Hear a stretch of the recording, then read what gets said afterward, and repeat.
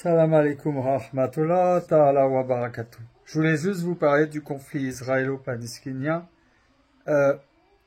Est-ce que vous comprenez ce qui se passe réellement en Palestine? Parce que je sais que les médias français boycottent beaucoup et ne donnent pas les bonnes informations.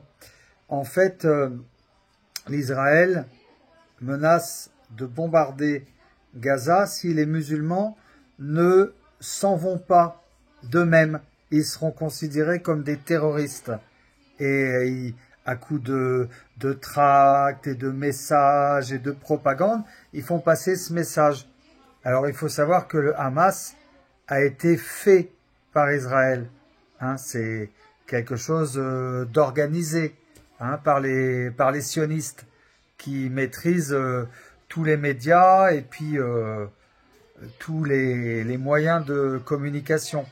Donc on a créé le Hamas, les Israéliens ont créé le Hamas tape les Israéliens, et puis du coup on se fait passer pour des victimes, puis comme on est des victimes, on va contre-attaquer, tu vois.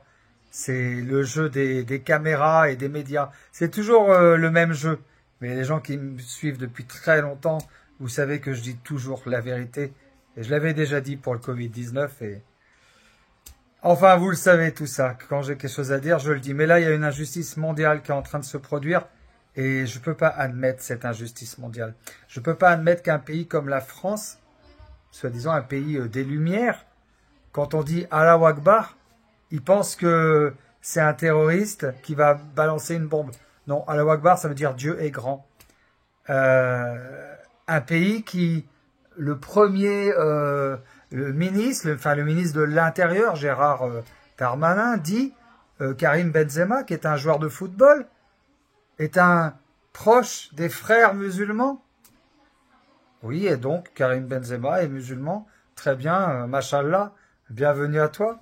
En fait, dans ce pays, on n'a pas le droit d'être musulman, sinon, attention, on est un terroriste. Voilà, vous vous trompez de combat, là, les gens. Non, faut pas se tromper de combat.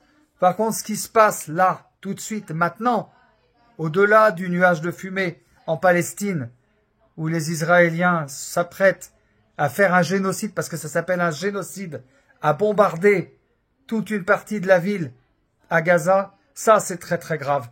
Il va y avoir encore des morts, encore des femmes et des enfants seuls, et j'invite tous mes frères et sœurs musulmans à prier pour la Palestine, et à prier pour les gens qui ne peuvent pas déménager, qui ne peuvent pas fuir. Parce qu'en fait, là, c'est fuir ou mourir. Que Allah facilite ce conflit. Et voilà, mettez de l'amour et de la force dans vos prières pour sauver nos frères palestiniens. Assalamu alaikum à tous.